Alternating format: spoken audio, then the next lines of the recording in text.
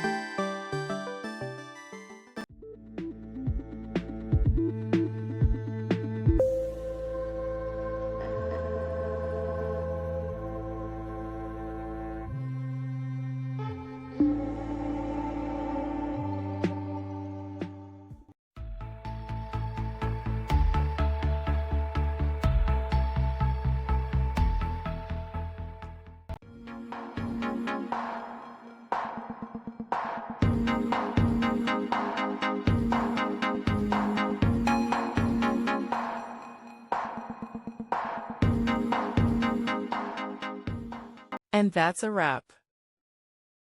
I hope you found the answer you were looking for. If you did, take a second to hit that subscribe button. It really helps out. And let me know in the comments which solution worked best for you. See you next time in the Debug Zone.